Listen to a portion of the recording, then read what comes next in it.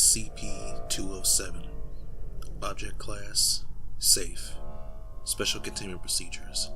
SCP-207 is to be stored in a waterproof locking metal container measuring 1 meter by 0.5 meters by 0.5 meters. The key is to be issued to the current head researcher of Site's biocontainment area. SCP-207 is to be retained inside this area at all times, and all personnel entering the area should be checked for any food or drink items, in addition to any other searches required. Any staff seen ingesting SCP-207-1 are to be retained for future study, with all Foundation clearance levels removed. All vending machines in site are only to dispense clear carbonated beverages. Any variation from transparent is to be investigated immediately. SCP-207 refers to a crate containing 24 Coca-Cola brand cola drinks. The bottles are designated SCP-207-A to -X.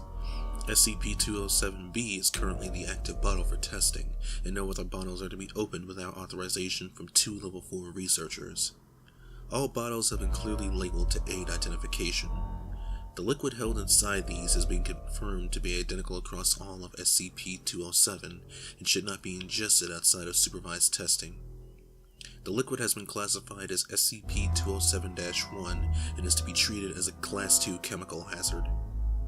SCP-207 does not appear to alter with age, however the active testing bottle should have its protective cover kept on the outside of removing liquid for testing.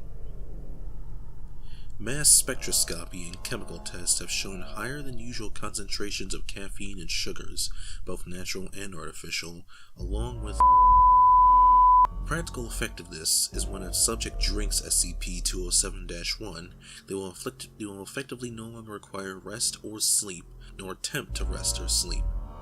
This effect is not lessened by any soporific or medication yet tested on test subjects.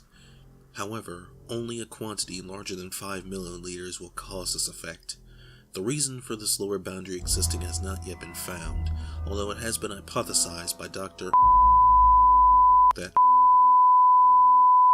as such, unless authorized by 2 Level 3 researchers, only 5 milliliters of SCP-207-1 is to be used for testing. Amounts higher than this have shown no difference in effect, with the exception of the subject SCP-207 was recovered from. In addition to removing the need for rest, SCP-207 also causes an increase in motor, reaction, and psychological functions. The increase is linear in progression, with an estimated 50% increase, measured by standard medical protocols, plus or minus 5% every 6 hours. The practical application of ingestion is that the subject is able to think, react, and move faster than others who have not ingested SCP-207-1. Mental proficiencies show the IQ of the subject to rise in line with other increases.